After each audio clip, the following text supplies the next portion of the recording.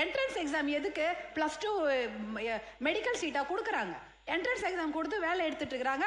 கண்டிப்பா யாருக்கும் எதிராக நாங்க நடந்துக்க மாட்டோம். நடவடிக்கை இந்த அரசாங்கம் கண்டிப்பா எடுக்கும். உங்கள் சத்யாவில் இப்பொழுது ஆடி அதிரடி தள்ளுபடி. மாண்புமிகு தொழில்துறை அமைச்சர் அவர்கள் என்எல்சி இந்தியா நிறுவனத்தால் அளிக்கப்பட்ட பதிலை இங்கு வாசித்திருக்கிறார். அது முழுக்க 100% உண்மைக்கு புறம்பானதாகும். இந்த பதில் மாண்புமிகு பேரவைத் தலைவர் அவர்களுக்கும் நன்றாக தெரியும், எங்கள் மாவட்டத்தை நன்கு அறிந்தவர். இது குறித்து உடனடியாக கடலூர் மாவட்ட ஆட்சித்தலைவரிடத்தில் என்எல்சி நிறுவனம் இது போன்ற தவறான தகவலை சட்டமன்றத்திற்கு அனுப்பியிருக்கிறார் என்று தெரிவித்தவுடன் அவர் உடனடியாக விருதாசலம் கோட்டாட்சியரை அனுப்பி நேரடியாக ஆய்வு செய்து இன்னும் 2019க்கு பிறகு எந்த விவசாயிக்கும் அங்கு இழப்பீடு கொடுக்கப்படவில்லை. கிட்டத்தட்ட 300 ஏக்கர் இந்த நிமிடத்தில் கூட நீங்கள் அதை ஆய்வு செய்து கொள்ளலாம். மண்மேடுகள் சரிந்து அந்த களிமண் நிலங்களிலே பரவி இருக்கிறது. விவசாயம் செய்ய முடியாத நிலைமை இன்றைக்கு 2019 பேரளவிற்கு நிவாரணத்தை கொடுத்துவிட்டு என்எல்சி நிறுவனம் முழுக்க கடலூர் மாவட்ட விவசாயிகளுக்கு எதிராகத்தான் செயல்பட்டு கொண்டிருக்கிறத ஒழிய விவசாயிகளை பாதித்து வந்த பதில் 100% உண்மை. நான் கேட்டது இது மட்டுமல்ல, என்எல்சி நிறுவனத்தால் ஏற்பட்டிருக்கிற பாதிப்புகள், விவசாயிகளுடைய பிரச்சனை, விவசாய தொழிலாளர்கள் இது போன்ற வேலை வாய்ப்பு இழப்பீடு, இந்த பிரச்சனைகளுக்கெல்லாம் நிரந்தர தீர்வு காண்பதற்கு தமிழ்நாடு அரசு சார்பில் ஒரு உயர்மட்ட குழு அமைக்க வேண்டும் என்று தான் நான் கோரியிருந்தேன். மரியாதைக்குரிய இறையன்பு அவர்கள் தலைமை செயலாளர் இருந்த பொழுது ஒரு கூட்டத்தை, உயர்மட்ட குழு ஒரே ஒரு கூட்டத்தை கூட்டினார். அவர் ஓய்வு பெற்ற பிறகு அந்த கூட்டம் கூட்டப்படவில்லை. கடந்த 5 ஆண்டுகளாக சட்டமன்றத்தில் நான் பல முறை இது குறித்து பேசியிருக்கிறேன். எனவே அந்த தவறான செய்தியை நான் சொல்கிறேன், நீங்கள் நம்ப வேண்டாம். வேண்டுமென்றால் கடலூர் மாவட்ட ஆட்சித்தலைவர் விருதாசலம் கோட்டாட்சியரத்தில் கேட்டுக்கொள்ளுங்கள்.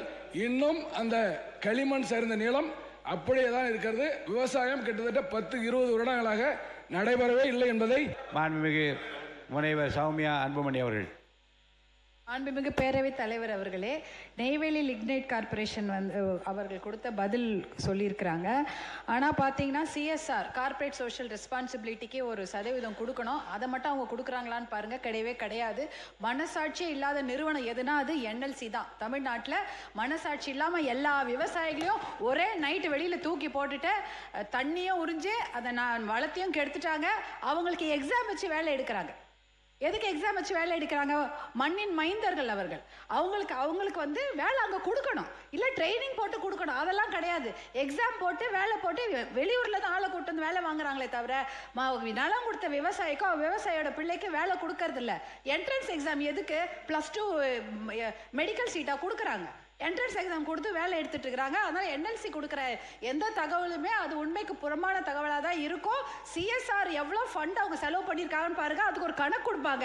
ரோடு போட்டோம், இது பாலம் கட்டணும்னு. அது அவங்களுடைய வளாகத்துக்குள்ளே தான் பண்ணியிருப்பாங்களே தவிர மக்களுக்கு எதுவுமே பண்ணவே இல்லை. அதை நீங்கள் தெளிவுபடுத்தி. மாண்புமிகு தொழில்துறை அமைச்சர். மாண்புமிகு பேரவைத் தலைவர் அவர்களே, இந்த என்எல்சி நிறுவனத்தை பற்றி உண்மையாகவே நிறைய பேர் நிறைய கோரிக்கைகள் வைக்கிறாங்க. முனைவர் அவர்கள் சொன்ன மாதிரி சிஎஸ்ஆர் ஃபண்ட்லேருந்து அவங்க ஒதுக்காமல் நிறைய பிரச்சனைகள் பண்ணியிருந்திருக்கலாம் இதுவரை. இதே மாதிரி விவசாயிகளுக்கு அதனால் பாதிக்கப்பட்டு இன்றைக்கி இருந்திருக்கலாம். ஆனால் நம்ம முதலமைச்சர் என்றைக்குமே விவசாயிகளுக்கு ஏதாவது ஒரு பிரச்சனைனா நிற்கிறவர். கண்டிப்பாக அந்த பிரச்சனையை நாங்கள் இன்றைக்கி சால்வ் பண்ணி தருவோம். இந்த அரசாங்கம் இப்போ வந்திருக்கு, 3 மாதம்தான் ஆயிருக்கு. அதுக்கான கமிட்டி நீங்கள் கேட்ட மாதிரி நாங்கள் போட்டிருக்கோம். முத்தரப்பு பேச்சுவார்த்தை நடந்துக்கிட்டு இருக்கு. கமிட்டி இப்போ போட்டிருக்கோம். அதுக்கான தகவல்கள் உங்களுக்கு வரும். கண்டிப்பாக யாருக்கும் எதிராக நாங்கள் நடந்துக்க மாட்டோம். விவசாயிகளுக்கு கண்டிப்பாக சப்போர்ட்டாக இருப்போம், மக்களுக்கும் சப்போர்ட்டாக இருப்போம். அதே என்எல்சி நிறுவனம் அந்த மாதிரி இருக்காங்க அப்படின்னா அதுக்கான நடவடிக்கை இந்த அரசாங்கம் கண்டிப்பாக எடுக்கும். மாண்பு உறுப்பினர் செந்தில் செல்வன் அவர்கள்.